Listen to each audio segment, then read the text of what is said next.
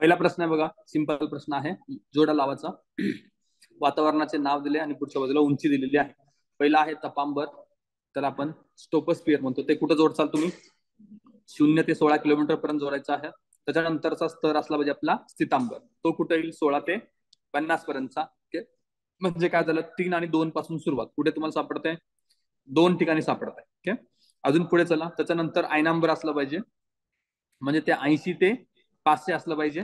आणि सगळ्यात बाहेरचा असतो बाह्यांबर, तो 500 ते 1050 किलोमीटर पर्यंत दिला आहे. ते म्हणजे डी ला 1 असणार. ऑप्शन क्रमांक 3 आपलं उत्तर आहे. okay? पुढचा प्रश्न आहे बघा काय, वातावरणातील खालील पैकी कोणत्या एका थरातील खालच्या भागात उंची परत्वे तापमान कमी होत जाते? कोणता थर असला पाहिजे तो? तपांबर, स्थितांबर, ऐनांबर का वरीलपैकी एकही नाही? काय विचारलेला प्रश्न? एक कुठला जरी थर आहे आणि त्याच्या खालच्या भागात उंची परत्वे तापमानात काहीच फरक पडत नाही, म्हणजे तापमान स्थिर राहतंय, तर तो थर कुठला असला पाहिजे? स्थितांबर. स्थितांबरच्या खालच्या स्तराला तपस्तब्दी आपण अभ्यासलो होतो, राईट? तपस्तब्दीच्या वरती स्थितांबर सुरू होतो, त्या ठिकाणी टेम्परेचर कॉन्स्टंट राहतं, बदलत नाही, त्यामुळे स्थितांबर. त्याच ठिकाणी कुठल्या थराच्या वरच्या बाजूला म्हणलं तर मग तपांबर आलं असतं. ओके, प्रश्न काय तो नीट व्यवस्थित वाचायचा आहे फक्त, बाकी काय नाही. पुढचा प्रश्न बघा, 3 नंबरचा. खालीलपैकी कोणते एक विधान उंची परत्वे सरासरी तापमानातील होणारी घट बरोबर दर्शवितो? Okay, 1 degree Celsius for 160 metre, 1 degree Celsius for 170 metre, 1 degree Celsius for 100 metre आणि 1 डिग्री सेल्सिअस फॉर 260 मीटर. काय उत्तर आहे? 160 येईल किंवा 165 येईल, दोन्ही सुद्धा योग्य आहे, राईट? आणि त्यातल्या त्यात जर 160-65 दोन्ही असतील तर आपल्याला 65 लिहायचंय. का? तर ते एनसीआरटी मध्ये आहे. स्टेट बोर्ड आणि एनसीआरटी मधली उत्तर जास्त योग्य पकडली जातात, दोन्ही असेल तर. आता या ठिकाणी पण त्यांनी हिंट दिली आहे का तुम्हाला? कशी हिंट दिली आहे? 160 आणि 260 दोन ठिकाणी त्यांनी तुम्हाला हिंट दिलेली आहे, त्यापैकी तुम्हाला निवडायचं होतं. ओके, पुढचा प्रश्न बघा, 4था प्रश्न आपला. खालील वातावरणाच्या स्तरांची उंचीनुसार मांडणी करा. सिंपल प्रश्न आहे. सगळ्यात खाली कोण येणार आहे? तपांबर, म्हणजे काय झालं? ए. त्याच्यानंतर काय आलं पाहिजे? स्थितांबर, सी. त्याच्यानंतर आयनांबर, त्याच्यानंतर बाह्यांबर, ए सी बी डी. कुठे आहे?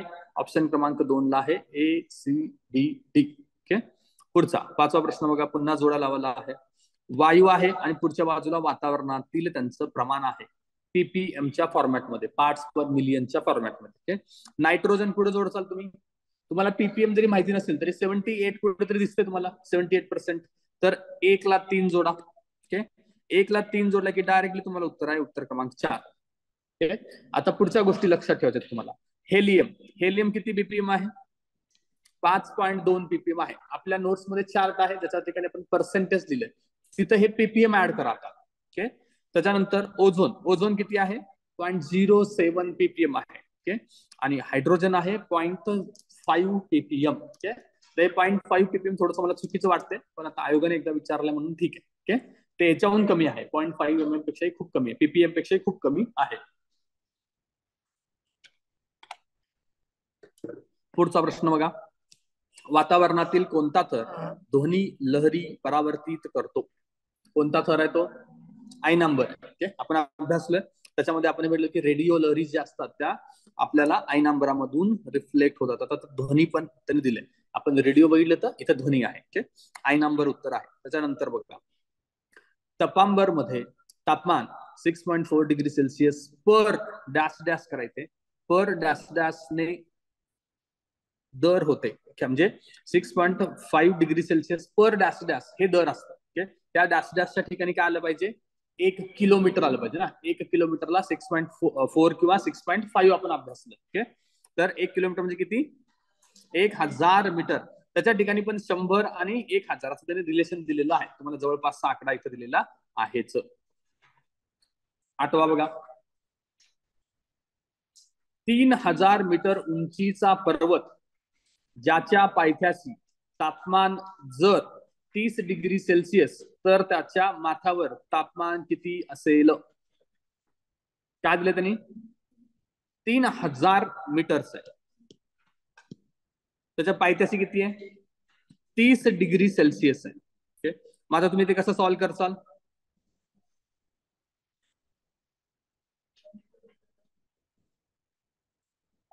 तरी ठीक आहे. एनिवे चलो, तर आता 6.5 एका किलोमीटरला जाईल, तर मग 6.5 6.5 असं 3 वेळा करणार आहेत.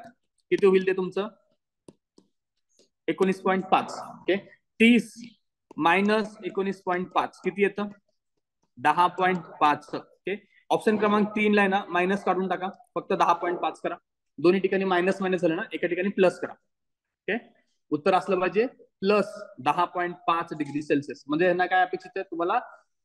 लॅप्स रेट किती आहे हे माहिती असलं पाहिजे, इतकंच त्यांना अपेक्षित आहे. ते माहिती असेल तर तुम्ही उत्तरापर्यंत पोहोचू शकताय. आलं लक्षात? असे प्रश्न कसे सॉल्व्ह करायचे ते. पुढचा प्रश्न आहे बघा, परत तो सेमच प्रश्न आहे, पर्सेंटेज मध्ये आलाय फक्त पीपीएम ऐवजी. नायट्रोजन किती आहे? 78. ऑक्सिजन किती आहे? 20.94. म्हणजे 1 आणि 3 पासून सुरुवात असणार. उत्तर क्रमांक किती आहे?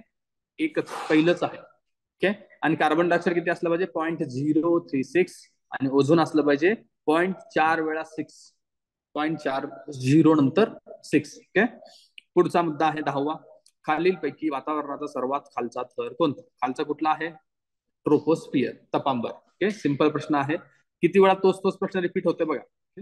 11वा, वातावरणाच्या कोरड्या हवेमध्ये प्रमुख निऑन वायूचे प्रमाण किती टक्के आहे? निऑनचं प्रमाण विचारलंय, किती टक्के असतं. ओके, आपण 8 गॅस बघितलं तर त्याच्यामध्ये निऑन होतं, त्याच्यात आपण प्रमाण पण लिहिलं आहे. त्याच्यामध्ये बघा, पहिला ऑप्शन आहे 0.10018, दुसरा पॉईंट आहे 20.94, तिसरा आहे 0.09% आणि चौथा आहे 0.0018. आता ह्याच्यातले 2 ऑप्शन मी इलिमिनेट करणार आहे पहिल्यांदा. कुठले ऑप्शन मी इलिमिनेट करेन? ऑप्शन क्रमांक 2, ते कुणाचा आहे? ऑक्सिजनचा आहे. ओके, ऑप्शन क्रमांक 3 कुणाचा आहे? ऑर्गॉनचा आहे, त्यामुळे तो मी इलिमिनेट केलाय. आता माझ्यासमोर राहतंय 0.1 आणि 0.008. याच्यामध्ये मी 4 उत्तर का बरं लिहीन? मला इतकं माहिती आहे की ऑर्गॉन पेक्षा कमी प्रमाण आहे त्याचं, आणि 1 नंबरचं ऑप्शन ऑर्गन पेक्षा जास्त दाखवत आहे, राईट? त्यामुळे आपण उत्तर क्रमांक 4 लिहिलं पाहिजे, 0.0018 याचं उत्तर आहे. निऑनचं प्रमाण आता डायरेक्टली पण तुम्हाला विचारलं जाऊ शकतं, तर ते माहिती पाहिजे. 0.0018 हे निऑनचं प्रमाण आहे. पुढचा पॉईंट बघा, 13वा प्रश्न आहे. पृथ्वी व सूर्य यांच्यातील सरासरी अंतरावरील सूर्याचे पृथ्वीवरील प्रचरण सुमारे किती असते असं त्यांनी विचारलेलं आहे. ओके, म्हणजे इंग्लिशमध्ये काय? The total solar irradiance at mean earth sun distance is found to be approximately. Irradiance किंवा इरिडिएशन पाहिजे त्याला, तर ते किती आहे? ऑप्शन मध्ये बघा, मला माहिती नसेल तर आपण कसा सॉल्व्ह करणार आहे? 470 आहे, 770 आहे, 1170 आहे आणि 1370 आहे. ओके, तर याच्यामध्ये तुम्ही कुठले 2 ऑप्शन ठेवचाल? 11 आणि 13 थोडे सिमिलर आहेत म्हणून मी ते ठेवीन, वरचे लिमिट करेन. येते का लक्षात तुम्हाला? ओके, त्यामुळे 11, 3 आणि 4 ठेवल्यानंतर मी 3 लिहून येणार आहे, बरोबर आहे? सिमिलॅरिटी मध्ये मी एकतर 1 2 ठेवीन, 3 4 ठेवेन. असं 2 जोड्या म्हणले की मी तिसरी चौथी जोडी लक्षात घेतो. तिसरी चौथी मध्ये मी तिसरी लिहिणार आहे, पण माझं उत्तर काय इथे 1370 वॅट पर मीटर स्क्वेअर आहे. आता नेक्स्ट टाइम जर तुम्हाला विचारलं तर 1370 वॅट पर मीटर स्क्वेअर लिहायचं आहे. ओके, पुढचा मुद्दा बघा. प्रकाशामध्ये, दृश्य प्रकाशामध्ये डॅश डॅश असतात. दृश्य प्रकाशात काय असतं? पहिला ऑप्शन आहे लघु लांबीच्या व उच्च वारंवारतेच्या लहरी. त्याच्यानंतर आहे दीर्घ लांबीच्या व निम्न वारंवारतेच्या लहरी, लघु लांबीच्या व निम्न वारंवारतेच्या, आणि दीर्घ लांबीच्या आणि उच्च वारंवारतेच्या. याच्यात तुम्हाला माहिती नसेल तरी 2 ऑप्शन तरी एलिमिनेट करसाल तुम्ही. ऑप्शन क्रमांक 3 आणि 4. असं जनरल कॉम्बिनेशन नसतं. लघु, निम्न, दीर्घ आणि उच्च असं कॉम्बिनेशन नसतं. कॉम्बिनेशन उलट असलं पाहिजे ना. वेव्हलेंथ जास्त असेल तर त्याची फ्रिक्वेन्सी कमी असते. उलट कॉम्बिनेशन असलं पाहिजे. 1 आणि 2 आता मुद्दा राहिलाय. 1 आणि 2 मध्ये प्रकाशाचे दृश्य जे आहे, तुम्हाला हे 7 रेंज मध्ये तुम्हाला प्रकाशामध्ये 7 वेव्हलेंथ असतात आपल्याला माहिती आहे. त्यामध्ये दृश्य वेव्हलेंथ जे आहे ते शॉर्ट साईडला आहे का लॉंग साईडला येते? शॉर्ट साईडला येते. त्याच्यावरून तुम्ही पहिलं उत्तर लिहिलं पाहिजे लघु लांबीचा आणि उच्च वारंवारतेचा आहे, राईट? तर तुम्हाला सिक्वेन्स मध्ये तुमच्या लक्षात आहे का? काय सिक्वेन्स असतो त्याच्या? पहिला कुठला येतो? वेव्ह सगळ्यात कमी वेव्हलेंथ किंवा सगळ्यात जास्त वेव्हलेंथ कुणाची आहे? रेडिओ. सगळ्यात कमी वेव्हलेंथ अल्ट्राव्हायोलेटची. ओके, हे तुम्हाला माहिती आहे. आणि हेच सिक्वेन्स उलटा होतो जेव्हा तुम्ही फ्रिक्वेन्सीचा विचार करता तेव्हा. ओके, पहिला मुद्दा तुम्हाला लक्षात. पुढचा मुद्दा बघा. भूपृष्ठाकडे येणाऱ्या सौर ऊर्जेपैकी किती टक्के ऊर्जा ढगाकडे परावर्तित होते? अल्बेडो बघितले आपण. अल्बेडो किती होता? 35% होता. 35% मध्ये 27% कसा होता? ढगांचा होता. तर उत्तर काय आपलं? 57%. ओके 57 आणि 17 बघा तो सिमिलरिटी तुम्हाला टाकतो म्हणजे टाकतो कुठे ना कुठे तुम्हाला हिंट देत होतो. ओके 27 आणि 17 सिमिलरिटी तुम्हाला दिलेली आहे. पुढचा मुद्दा एखाद्या अक्षवृत्तावरती एखाद्या ठिकाणी पोहोचणारी सौरशक्ती वर्षात निरनिराळी असते. याचं कारण काय? ओके एखाद्या अक्षवृत्तावरती सौरशक्ती वर्षात वेगवेगळी आढळते. एकच अक्षवृत्त आहे पण सौरशक्ती वेगळी आहे. कारण काय? ऋतू परत्वे सूर्यकिरणांची पृथ्वीच्या पृष्ठभागाशी केलेला कोन बदलतो. बरोबर आहे.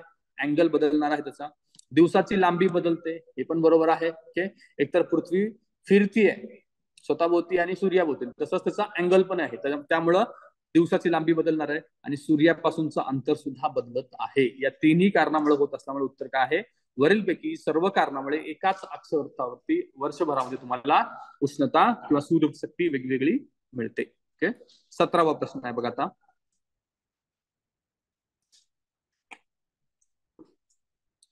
एक्स विधान दिलं तुम्हाला. सूर्याच्या पृष्ठभागावरून उत्सर्जित होणारी सौरशक्ती लघु तरंगाच्या स्वरूपात बाहेर पडते. या उलट पृथ्वीच्या पृष्ठभागावरून उत्सर्जित होणारी शक्ती दीर्घ लहरींच्या स्वरूपात बाहेर पडते. बरोबर आहे. दोन्ही आपण बघितलंय. सूर्याचं तापमान जास्त असल्यामुळे त्याच्याकडे येणारा वेव्हलेंथ कसे असणार आहेत? लघु असणार आहेत. आणि पृथ्वीचं तापमान कमी असल्यामुळे पृथ्वीपासून होणारा कसे असणार आहेत? दीर्घ असणार आहेत. पहिलं स्टेटमेंट एक्स बरोबर आहे. वाय बघा आता. कारण त्यांनी दिले पदार्थाचे तापमान जर अत्याधिक असेल तर त्यापासून उत्सर्जित होणाऱ्या ऊर्जेचे प्रमाण अत्याधिक असते. अशा प्रकारची ऊर्जा लघु तरंगाच्या स्वरूपात बाहेर पडते. बरोबर स्टेटमेंट आहे. आता जे आपण डिस्कस केलं तेच आहे. ओके त्यामुळे काय झालं? एक्स आणि वाय दोन्ही सुद्धा बरोबर आहेत आणि त्याचं एक्सप्लेनेशन पण बरोबर आहे. असं दिलं असेल तर आपण ते लिहिलं असतं पण ते त्यांनी इथं दिलेलं नाही. त्यामुळे आपल्याला एक्स आणि वाय दोन्ही बरोबर हे उत्तर लिहायचं आहे. ओके पुढचा मुद्दा बघा 19वा प्रश्न. हवामानाच्या कोणत्या घटकामुळे हवेचा दाब बदलतो? आपण अभ्यासलाय कशामुळे बदलतोय? टेम्परेचर. टेम्परेचर ऑप्शन मध्ये आहे का? नाही. त्यामुळे उत्तर काय असलं पाहिजे आपला? सर्वात महत्वाचा घटक नमूद केलेला नाही. ओके पुढचा मुद्दा 20. दिवसातील सर्वाधिक तापमान या वेळेत असते. कधी असतं? दिवसा दुपारी 2 ते 4च्या दरम्यान. उत्तर क्रमांक बघा जवळपास कोण आहे इथे? 2 ते 3 ऑप्शन हे जवळपास आहे त्यामुळे ते आपल्याला लिहायचं आहे. आणि 3 ते 4 दिले तर 2 ते 3 आणि 3 ते 4 असं दोन्ही ऑप्शन. मग काय करसाल? 2 ते 3च लिहायचंय. ओके त्याच्यानंतर 21वा. तापमानाचे उभय वितरण हे या घटकावर अवलंबून असते. उभय वितरण कशावरती असलं पाहिजे? उंची अल्टिट्यूड. ओके अल्टिट्यूड वरती अवलंबून असले पाहिजे. वातावरण शास्त्रावरचे प्रश्न जनरली सोपे असतात. इथे तुम्हाला पैकीचे पैकी मार्क आले पाहिजे. 10 मार्काला हा टॉपिक आहे. जवळपास 10 मार्काला 8 ते 10. ओके खालीलपैकी कोणत्या घटकावरती हवेचे बाष्प धारण करण्याची क्षमता अवलंबून आहे? कुठल्यावरती असते बाष्प धारण करण्याची क्षमता? तापमानावरती. तापमान जास्त झाला तर बाष्प धारण शक्ती वाढते. ओके आणि कमी झाला तर कमी होते. ओके पुढचा मुद्दा. आता या ठिकाणी त्यांनी सूर्यप्रकाश ऑप्शन नाही टाकायला पाहिजे त्यांनी टाकलं. राईट अल्टिमेटली सूर्यप्रकाश उत्तर आहे तिचं पण ठीक आहे. आपलं तापमान त्यातल्या त्यात योग्य उत्तर घेऊन जायचं म्हणून आपण तापमान लिहिणार आहोत. 21 बघा. कोरड्या व ओल्या फुग्याचा तापमापक कशाचे मोजमाप करण्यासाठी वापरले जाते? Okay thermometer. खाली वाचा. Dry and wet bulb thermometer किंवा तापमापक. नावातच त्याने दिले आहे का? गडबड कुठे होते? पटकन आपण काय लिहिणार? तापमान लिहून येणार आहोत पण ते वापरतो कशासाठी आपण?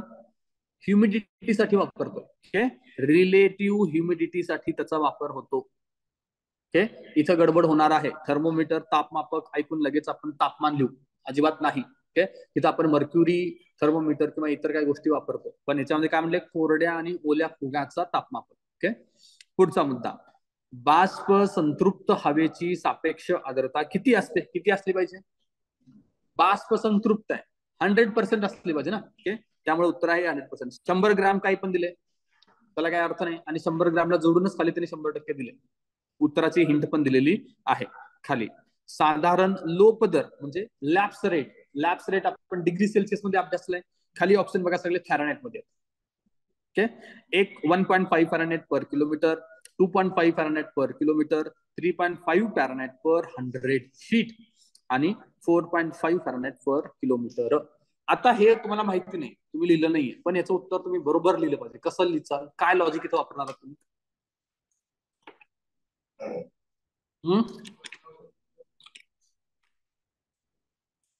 युनिट्स बघा, फॅरानाइट पर किलोमीटर आहे सगळ्या 3 ऑप्शन मध्ये. एकच ऑप्शन मध्ये फॅरानाइट पर फीट आहे. येते आपण डिग्री सेल्सिअस पर किलोमीटर बघत आलोय, तर मग त्या युनिट सिस्टीम मध्ये फॅरानाइट पर फीट असलं पाहिजे. माहिती नसेल तरी या युनिटवरून आपल्याला उत्तर आलं पाहिजे होतं. ओके, उत्तर क्रमांक 3 आहे. आता लक्षात ठेवा, आपल्या नोट्स मध्ये हे लिहून पण ठेवा. 3.5 फॅरानाइट पर 100 फीट. ओके, हा लॅप्स रेट त्याचा आहे. ओके, पुढचा मुद्दा, मिलीबार हे परिणाम वातावरणाच्या कोणत्या अंगाचे मापन करण्यासाठी वापरले जाते? मिलीबार, वातावरणाचा दाब. ओके, उत्तर क्रमांक 2 आहे. 25वा प्रश्न बघा, जोड्या लावाचा प्रश्न आहे पुन्हा. याच्यामध्ये बघा, वृष्टीचे प्रकार आणि त्याच्यानंतर पुढे लिहिलंय आवश्यक स्थिती. अभिसर पर्जन्य, प्रतिरोध पर्जन्य, आवर्त पर्जन्य आणि सीमावर्ती पर्जन्य. ओके, आता हा जो प्रकार आहे हा आपण इथं अभ्यासला नसला तरी प्रिलिम्सला आपण अभ्यासलाय. ओके, अभिसरण पर्जन्य कुठे होतं? जनरली विषुववृत्तीय भागामध्ये होतं. तिथं काय असणार आहे? तापमान वाढल्यानंतर होणार आहे. त्यामुळे 1 ला 2 जोडू कमी, हवेचे तापमान वाढल्याने. प्रतिरोध, प्रतिरोध कुठे झाला पाहिजे? डोंगर भागामध्ये झाला पाहिजे. 2 ला ऑप्शन क्रमांक 4 आहे. ओके, बाष्पयुक्त हवेस डोंगर उतारावरून वर सरकावे लागते तेव्हा. ओके, म्हणजे 2 आणि 4 तुम्हाला उत्तर एका ठिकाणी सापडतं आणि उत्तर क्रमांक तुमचं 4 आहे. ओके, याच्यामध्ये आवर्त पर्जन्य कुठे आहे? कमी दाबाशी संबंध आहे. आवर्त प्रत्यावर्त आपण जे बघितलं त्या ठिकाणी होतं.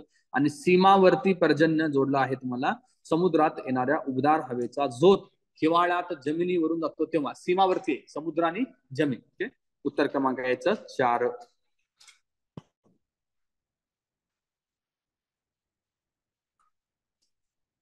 पुढचा मुद्दा आहे 26, कमी कमी बोलण्याचा. चलो पुढे बघा, जेव्हा हवामान अंदाजाची उपयुक्तता 3 ते 10 दिवस. हा असं रॅन्डम असे प्रश्न तुम्हाला 2-3 असतात बरं का. तुमची हवामानाची उपयुक्तता किती दिवस आहे? 3 ते 10 दिवस आहे. तर ऑप्शन बघा, कमी कालावधीचा हवामान अंदाज, मध्यम कालावधीचा, जास्त कालावधीचा आणि वरील सर्व. एक तर मी वरील सर्व लिमिट करेन पहिल्यांदा. ओके, आता राहिलं माझं कमी, मध्यम आणि जास्त. जास्त मी लिहिणार नाहीये. जास्त असेल तर हवामानाचा अंदाज आपण बघितलं ना, जास्त असेल तर ते महिन्यात किंवा वर्षात गेलं पाहिजे. जास्त गेलं तर आता कमी आणि मध्यम मध्ये लिहायचंय. तर कमी म्हणल्यानंतर मी 1 दिवस पण घेऊ शकतो, एका दिवसातला एका प्रहर पण घेऊ शकतो. त्यामुळे मी मध्यम लिहिलं इथे. आलं लक्षात? असे प्रश्नाची पुढे तयारी करायची गरजच नाही. असे तुमचे 2-3 प्रश्न येणारच आहेत. ओके, पुढचा प्रश्न, विषुववृत्तीय मैदानात नेहमी येणारा अनुभव कोणता आहे? बघा, कुठलं मैदान आहे? विषुववृत्तीय मैदान. दैनिक तापमान कक्षेत मोठा फरक. उलट आहे ना, विषुववृत्तीय प्रदेशामध्ये दैनिक तापमान कक्षा कमी आहे, आपण अभ्यासलो. ओके, त्यामुळे हा चुकीचा आहे. गडगडासह जोरदार पाऊस, बरोबर आहे. मोठा मुसळधार पाऊस इथे पडतो. वेगवान वारे, उलट नाहीये, तो डोलड्रम आहे, तो शांत प्रदेश आहे. त्यामुळे तिसरं ऑप्शन आउट. आणि थंड रात्रीचे काही संबंध येत नाही इथे. 12-12 तास असल्यामुळे तुम्हाला तर एकदम समप्रमाणचं वातावरण असणार आहे. टेम्परेचर मेंटेन असणार आहे, थंड असणार नाही. ओके, उत्तर क्रमांक आहे 2. 28, खालीलपैकी कोणत्या प्रकारचे पर्जन्य वारा येत असलेल्या पर्वत उतारावरती आढळते? पर्वत हा शब्द आला की काय आपल्याला? प्रतिरोध. ओके, उत्तर काय आपला? प्रतिरोध पर्जन्य. ईशान्य भारतातील चेरापुंजी येथे कोणत्या प्रकारचा पाऊस पडताना आढळतो? कोणत्या प्रकारचा? प्रतिरोध. ओके, चेरापुंजी ईशान्य भारतामध्ये डोंगराळ भाग, लगेच आपण लिहिलं पाहिजे प्रतिरोध प्रकारचा पाऊस. 30वा प्रश्न बघा, हिवाळ्यातील ढगाळ रात्री निरभ्र आकाश तुलनेने जास्त उबदार असतात, कारण डॅश डॅश रात्रीच्या. खाली काय दिलेलं बघा, ढग उष्णतेचे उत्सर्जन पृथ्वी करतात. ढग शीतल लहरी ज्या आकाशातून येतात त्या सामावून घेऊन पृथ्वीकडे पाठवतात. तिसरं, ढग पृथ्वीकडून येणाऱ्या उष्णतेचे उत्सर्जन रोखतात. आणि चौथं आहे, ढग हे अतिउंचीवर असल्याने सूर्याच्या उष्णतेचे शोषण पृथ्वीकडे पाठवतात. काय योग्य वाटतंय? प्रश्न बघा परत एकदा. हिवाळ्यात आहे, ढगाळ रात्री, निरभ्र आकाश तुलनेने जास्त उबदार आहे. ओके, उबदार आहे या मुद्द्याला तुम्ही खालीलपैकी जर ऑप्शन विचारात घेतलात तर काय उबदार आहे? आकाश उबदार आहे. आता पृथ्वीकडे पाठवणारे मुद्दे बघा, पृथ्वीकडे पाठवलं जातं, पुढचा मुद्दा आहे तो दुसरा आहे, तर पृथ्वी उबदार होईल ना, राईट. ऑप्शन क्रमांक 2 काढून टाका. आणि ऑप्शन क्रमांक 4 पण सेमच आहे, तिथे पृथ्वीच उबदार होणार आहे, कारण पृथ्वीकडेच पाठवलं जाणार आहे. आणि पहिला मुद्दा सुद्धा पृथ्वीकडेच उत्सर्जन आहे. उबदार कोण होणार आहे याच्यावर मला उत्तर डायरेक्टली 3 भेटते. पृथ्वीकडून येणारे उष्णतेचे उत्सर्जन रोखतात, उत्सर्जन वरच्या बाजूला होऊच देत नाही, तिथंच रोखतात. त्यामुळं त्या ठिकाणीच तुम्हाला उबदार वातावरण दिसणार आहे. आलं तुम्हाला लक्षात, कुठल्या डायरेक्शननं काय रिफ्लेक्ट होतं याच्यावरून तुम्हाला हे उत्तर येणार आहे. 31, खालीलपैकी कोणते गुणधर्म हे पाण्याविषयी बरोबर आहे. पाण्याबद्दल चाललेलं आहे. पाणी पृथ्वीवर घन, द्रव, वायू तिन्ही स्वरूपात आढळतं, बरोबर आहे पहिला. दुसरा, जवळजवळ सर्व पदार्थ विरघळण्याची क्षमता पाण्यात असते. जवळजवळ सर्व म्हणलंय, सर्व म्हणलास तर गडबड झाली असते, पण जवळजवळ सर्व म्हणल्यापर्यंत त्याला बरोबर येते. ऊर्जा राखून ठेवण्याची क्षमता पाण्यात असते. असते का? कशी? उदाहरण काय? पोटेन्शियल एनर्जी त्याच्याकडे असते, ते खाली सोडली की कायनेटिक मध्ये कन्वर्ट होते, हे ते आहे. किंवा त्याच्यात ऊर्जा असते, हे तुम्हाला जेव्हा दंगली होतात तेव्हा पोलीस वापरतात, तुम्हाला माहिती आहे, वॉटर कॅन त्याला म्हणतात, तो एक फोर्स आहे, त्याच्यातनं पण आपल्याला लक्षात येतं. पुढचा, ह्यामुळे जीवसृष्टीतील मूलद्रव्यांचे अभिसरण होण्यास मदत होते. जीवसृष्टीतील मूलद्रव्यांचे अभिसरण होण्यास, ओके. हे काही कळत नसेल तरी काहीतरी करणार असेल एवढं तरी कळतं आपल्याला, ह्याला आपण उगाच रिजेक्ट मारण्याच काहीच पॉईंट नाही. त्यामुळे उत्तर काय आहे? वरील पैकी सर्व. ओके. पुढचा, ढग बीजकरण तंत्रामध्ये कोणते रसायन वापरले जाते. आता हे याला काय म्हणतो आपण? Artificial rain. ओके. आपण चायनाने हा प्रयोग केला वगैरे आपण ऐकत होतो, आपल्याकडे पण काही ठिकाणी हा प्रयोग केलेला होता. ऑप्शन मध्ये बघा काय काय ऑप्शन आहे आपल्याकडे. Sodium oxide, carbon dioxide, silver nitrate, silver iodide. Silver 2 similarity मला सापडतात. तसंही मी ऑप्शन क्रमांक 2 तर आधीच एलिमिनेट करेन, ऑलरेडी आहे की मग आकाशात, आम्ही त्याचा काय वापर करू. ओके. त्यामुळे कार्बन डायऑक्साईड तर मी काढलंय. आता सिल्वर नायट्रेट लिहू का सिल्वर आयोडाईड लिहू, हा एक आपला प्रश्न आहे. तर याच्यामध्ये 3-4चा तुम्ही रूल वापरला तर 3 लिहिचा. ओके.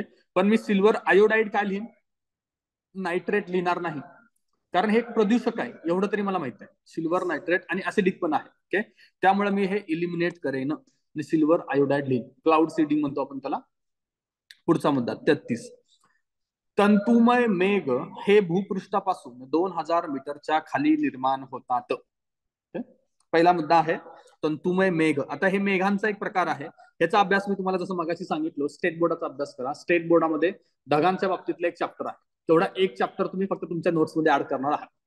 ओके. म्हणजे ढगांचा वेगवेगळे ढगांचे प्रकार, कुठल्या थराला कुठले ढग असतात वगैरे, हे सगळे मुद्दे आहेत. ओके. इफ पॉसिबल आपण ऍग्रिकल्चरचा लेक्चर सुरू करायच्या आधी हा थोडा भाग घेता येईल का आपण बघूया, पॉसिबल झालं तर उद्या घेऊ आपण. ओके.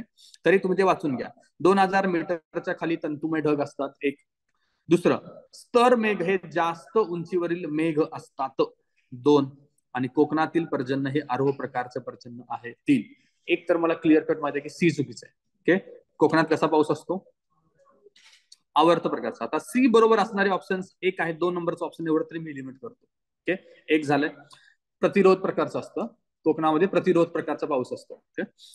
आता बघा, ए आणि बी मध्ये तुम्ही गडबड काय केले, उलट केलेलं आहे, उलट केलेलं आहे. त्याच्यामुळं ए आणि बी सुद्धा चुकीचे स्टेटमेंट आहेत. या ठिकाणी तिन्ही स्टेटमेंट चुकीचे आहेत. कोकणामध्ये प्रतिरोध पर्जन्य पडतो, बरोबर आहे का? बरोबर आहे ना. डोंगराळ प्रकारचा भाग असल्यामुळे प्रतिरोधच पडणार आहे. विषुवृत्तावरती आवर्त प्रकारचा पर्जन्य पडतो. ओके. ठीक आहे. ए बी सी तिन्ही इथं चुकीचे दिलेले आहेत. पुढचा मुद्दा, आता हे जे ढगांचा प्रश्न आहे ना, तो बघा एकदा विचारला गेलेला आहे ढगांच्या पद्धतीबद्दलचा. ओके. तर तो तेवढाच एक तुम्हाला परत करायचा आहे, मिसिंग काहीच करायचं नाही. स्टेट बोर्ड केलं की तुमचं पूर्ण वातावरण शास्त्र कंप्लीट होऊन जाईल. एकच चॅप्टर आहे, मला वाटतं की 7वी किंवा 8वीच्या पुस्तकात आहे. पुढचा बघा, खालीलपैकी कोणती संघननाची रूपे नाहीत. Which of the following is not a form of condensation. कंडेन्सेशनचा फॉर्म नाही म्हणलेला आहे. आणि खाली पर्याय बघा, rain, dew, frost, all type of cloud. काय नाहीये? रेन. रेन काय आहे? कंडेन्सेशनचं उलट आहे ना. कंडेन्सेशन म्हणजे काय झालं, ते सॉलिड फॉर्मॅटमध्ये कन्वर्ट होण्याची प्रोसेस आहे. त्याच्यात तुम्हाला ड्यू लिहू शकता तुम्ही, फ्रॉस्ट लिहू शकता, ऑल टाइप ऑफ क्लाउड लिहू शकता. कंडेन्सेशन जेव्हा कम्प्लीट होतं त्याच्यानंतर पाऊस पडतो. त्यामुळे तुम्हाला पाऊस इलिमिनेट करायचं होतं आणि पावसाचं उत्तर आहे. पुढचा 35 बघा. उष्मागणिक उष्मागतिक रूपांतराचा वायू राशीवरती होणारा परिणाम काय आहे?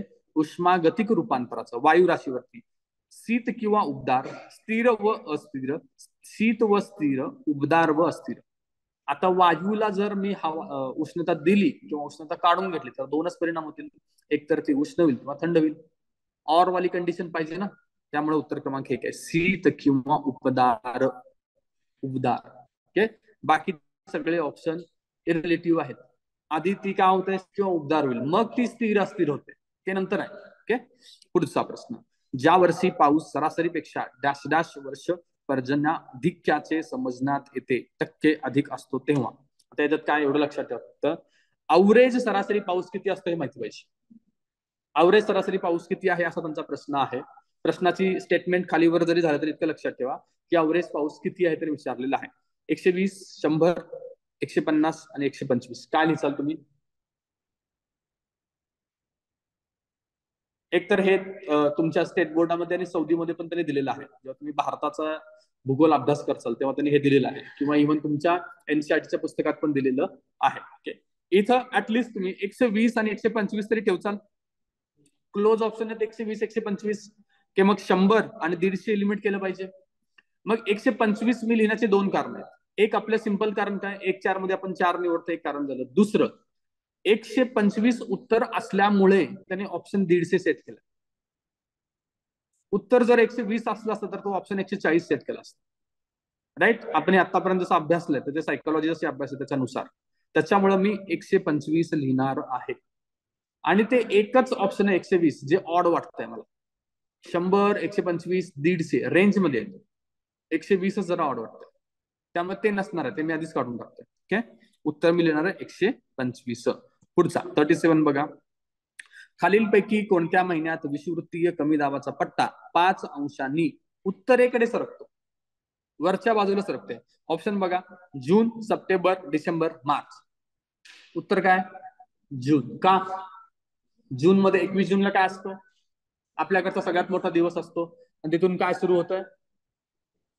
दक्षिणायन सुरू होणार आहे, पुढची क्रिया सुरू होणार आहे. ओके. आणि त्यावेळेस उष्णतेचा पट्टा वरच्या बाजूला शिफ्ट होणार आहे, कारण सूर्याची किरण कुठं परपेंडिक्युलर आहेत? कर्कवृत्तावरती परपेंडिक्युलर आहेत. त्यामुळे जूनचा महिना लक्षात ठेवायचा आहे. 38 बघा. विषुववृत्तीय कमी दाबाचा पट्टा. इथल्या कमी दाबाचा पट्टा लिहून घ्या असा. खाली बघा. मध्य कटिबंधीय जास्त दाबाचा पट्टा. तिसरा आहे उपध्रुवीय कमी दाबाचा पट्टा, कमी भाराचा किंवा कमी दाबाचा लिहा. आणि चौथा आहे ध्रुवीय कमी भाराचा पट्टा. ओके. आता पुढच्या बाजूला बघा. विषुववृत्तीय तुम्ही कुठे जोडचाल? वर्षभर सूर्याची किरणे भाराचा पट्टा प्रामुख्याने लंबरूप पडतात. भाराचा पट्टा काढून टाका इथे, ते इकडचं तिकडे आलं. ओके. वर्षभर सूर्याची किरणे प्रामुख्याने लंबरूप पडतात, हे विषुववृत्ताला जोडलं मी, 1 ला 3 जोडलं. ओके. त्याच्यानंतर ध्रुवीय पट्ट्याला तुम्हाला एक लगेच सापडतं बघा. कुठलं ऑप्शन सापडतं का? ऑप्शन क्रमांक 2 आहे का? वर्षभर तापमान 0 डिग्री पेक्षा कमी, हे फक्त ध्रुवावरतीच पॉसिबल आहे. ओके. त्यामुळे डी ला 2 जोडा. डी ला 2 आणि 1 ला 3 असं एकाच ठिकाणी उत्तर आहे ऑप्शन क्रमांक 3 मध्ये. ओके. आता पुढं मध्य कटिबंधीय जास्त भाराचा पट्ट्याला उत्तर काय आहे? 25 ते 35 अक्षवृत्ताच्या दरम्यानचा भाग. आणि उपध्रुवीय कमी दाबाच्या पट्ट्याला हवा पृष्ठभागाचे घर्षण आणि पृथ्वीच्या परिवलनामुळे वर जाते, हे आपण पाहिलंय. ओके. इथं फक्त वरच्या ऑप्शन मध्ये भाराचा पट्टा जो आहे ना तो लेफ्ट साईडला आला पाहिजे, आणि तसंच 3 मध्ये सुद्धा भाराचा पट्टा लेफ्ट साईडला आला पाहिजे. तुमचं ते कन्फ्युजन होत असेल तर थोडं कॅन्सल करा आणि लेफ्ट साईडला लिहून घ्या. ओके. पुढचा मुद्दा. विषुववृत्तीय दोन्ही बाजूला कमी दाबाचा पट्टा जो सर्वसाधारणपणे 5 ते 300 सी, काहीतरी चुकल्यावर का, 5 ते 30 डिग्री सेल्सिअस करा, त्याला 30 डिग्री सेल्सिअस अक्षवृत्तापर्यंत आढळतो, त्याला काय म्हणायचं आहे? त्याला काय म्हणणार तुम्ही? 5 पासून 30 पर्यंत आहे तर तो कुठला झाला आपला? ट्रॉपिकल पट्टा झाला ना. मग तिथे कुठले वारे वाहतात? व्यापारी वारे. तर व्यापारी वाऱ्यांचा पट्टा हे 5 ते 30च्या दरम्यानचा आहे. 5 ते 30 डिग्रीच्या दरम्यानचा आहे. ओके. सेल्सिअस काढून टाका, ते 5 ते 30 डिग्रीला फक्त तिकडे. पुढचा मुद्दा बघा 40. आश्व अक्षवृत्त म्हणजे काय? कुठला होता अक्षवृत्त? कर्क व मकरवृत्ताच्या ठिकाणचा अक्षवृत्त होता. म्हणजे काय? 30, 10, 60, 90 मध्ये तुम्ही काय लिहाल? 30 30 लिहून यायचं, तिथं 23 लिहिलं नाही वगैरे असं गडबड करू नका. 30 लिहून यायचं आहे. ओके. पुढचा 41वा प्रश्न. ज्या पावसामध्ये सर्वसाधारण पावसापेक्षा डॅश डॅशचे प्रमाण जास्त असते त्याला आम्ल वर्षा किंवा आम्ल पाऊस म्हटलं जातं. काय जास्त असतं? ऍसिडिक आम्ल संयुग जास्त असणार आहेत. उत्तर क्रमांक आहे 2. ओके. ओके. 42 बघा. गरजणारे 40 सिंपल आहे. 40 ला जोडायचं आहे त्याला, त्यात काय विशेष? 3 अ ला 3 जोडला की तुम्हाला डायरेक्टली उत्तर आहे. उत्तर क्रमांक 2. ओके. शूर पश्चिमी वारे कशाला म्हणायचो आपण? 50 वाल्यांना. ओके. उन्मत्त 60 एक ऍड करता येतात. 60 ला नाव काय? उन्मत्त 60. हे 40 50 आपण बघितलं. 60 एक ऍड करा. आणि निर्वात पट्टा कुठं होता? विषुववृत्ताच्या बाजूचा पट्टा.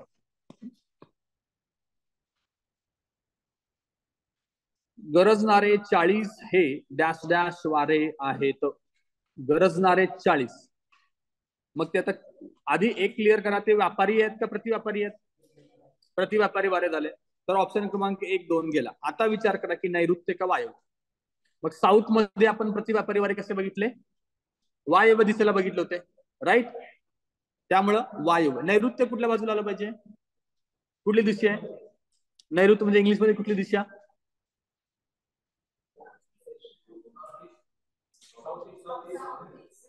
साऊथ ईस्ट का साऊथ वेस्ट?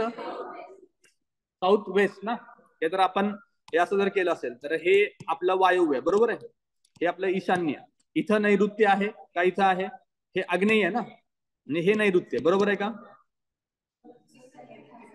दिसत नाही तुम्हाला? थोड्या वेळाने येऊन जाईल. तर नैऋत्य मान्सून वारे जे आहेत ते कुठल्या दिशेने येतात हे तर तुम्हाला माहिती आहे. तिथं नैऋत्य लिहा. ओके. ते जमत नसेल तर इंग्लिश मध्ये सोपं जातं, ते इंग्लिश मध्ये लिहून घ्यायचं आणि इंग्लिश मधला प्रश्न बघायचा. ओके. ते कम्पॅरेटिव्हली सोपं जाईल. चला पुढचा प्रश्न आहे बघा. खालीलपैकी कोणत्या अक्षवृत्त विस्ताराला गरजणारे 40 म्हणतात? परत तोच प्रश्न आहे. काय लिहिलं पाहिजे तुम्ही? 40 ते 50च्या मध्ये 40, 30 ते 45 पण खाली दिले, पण तो वरती झाला ना. आपल्याला काय पाहिजे? 40च्या पुढचा पाहिजे. 40 ते 50 दक्षिणच्या मध्ये असला पाहिजे.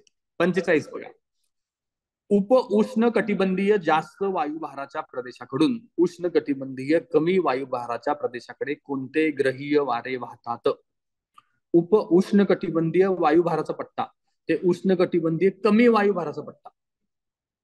मग आता एक तर व्यापारी आणि प्रतिव्यापाऱ्यांचा जर विचार केला तर व्यापारी असले पाहिजेत का? प्रतिव्यापारी वारे तर वरच्या बाजूला वाहतात. ते कसला पट्टा आहे? थंड पट्टा आहे. उष्णचा संबंधच येत नाही तिकडे. ओके. त्याच्यामुळे उष्ण हा शब्द आला, बाकीचं तुमचं कन्फ्युजन करत असेल तरी उष्ण हा पट्टा लक्षात ठेवा. ओके. याच्यावरून तुम्ही व्यापारी वाऱ्यापर्यंत पोहोचलं पाहिजे. ओके. व्यापारी आणि प्रतिवारे आवर्ती प्रत्यावर्ती सोडून द्या, याला काही ऑप्शन नाहीये. हे वेगळे वारे आहेत. आणि पट्ट्यांमध्ये वाहणारे वारे कुठले असणार आहेत? व्यापारी, प्रतिव्यापारी आणि ध्रुवी, हे 3च वारे आहेत पट्ट्यांमध्ये वाहणारे. त्यामुळे ऑप्शन क्रमांक 1, 2 गेला. आता मला कन्फ्युजन प्रति आणि व्यापारीमध्ये होत होतं, तर मी व्यापारी का लिहिलं? मला माहिती आहे उष्ण पट्ट्यांमध्ये ते वाहतात. कर्कवृत्त ते विषुववृत्त हे आपला उष्ण पट्टा आहे, त्यातच ते वाहत असल्यामुळे आपण व्यापारी वारे लिहिलेलं आहे. पुढचा प्रश्न. खालीलपैकी कोणत्या स्थानिक वाऱ्यांना डॉक्टर वारे या नावानेही ओळखले जाते? डॉक्टर वारे. ओके. ऑप्शन काय बघा? खारे व मतलई, पर्वतीय डोंगरे, मान्सून वारे, दरी वारे. ओके. आता एक तर बघा, मी मान्सून वारे एलिमिनेट करतो, ते त्या रेंज मध्ये येत नाहीये. आता पर्वतीय डोंगरी वारे आणि दरी वारे हे 2 ऑप्शन असं सेपरेट दिलेत ना, बरोबर आहे?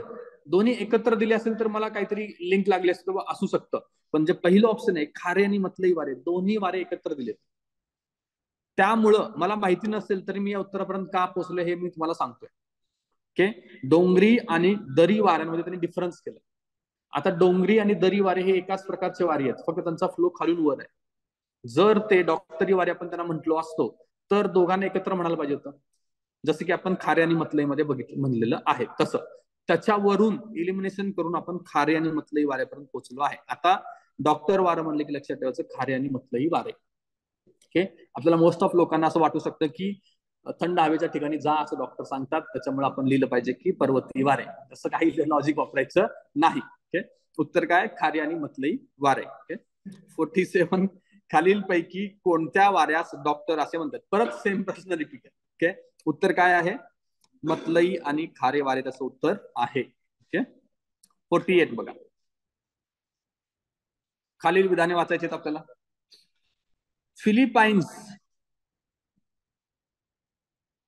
अरे गडबड झालेली आहे, ठीक आहे. आपण इथं ऑप्शन्स तयार करूया. फिलिपाईन्स किनाऱ्यावरील वादळांना टायफून म्हणतात.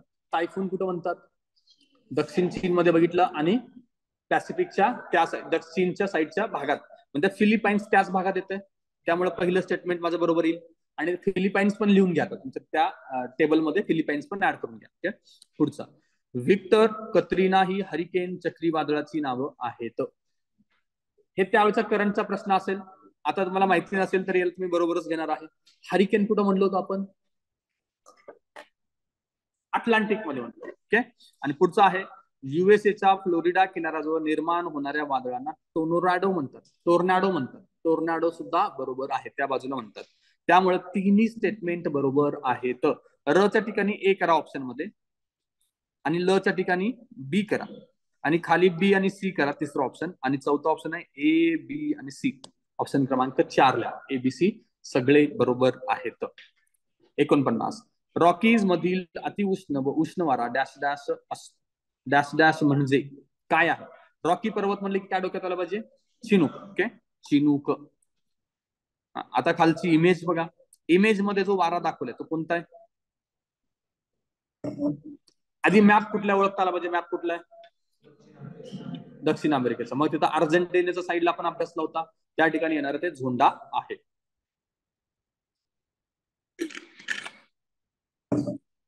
उत्तरला झोंडा. ओके, 51 बघा. सांता आना, सिरक्को, बर्ग आणि ब्रिकफिल्डर. सांता आना कुठं होतं? कॅलिफोर्निया. 1 ला 2 जोडा, आणि 1 ला 2 जोडला की डायरेक्टली उत्तर हवं तुम्हाला, ऑप्शन क्रमांक 2. ओके, आणि सिरक्को कुठं असलं पाहिजे? उत्तर आफ्रिकामध्ये. उत्तर आफ्रिका, खामसीन, सिरक्को सगळे उत्तर आफ्रिकेला होते. खामसीन कुठं होता? इजिप्त मध्ये होता. ओके, त्याच्यानंतर बर्ग. बर्ग कुठं असलं पाहिजे?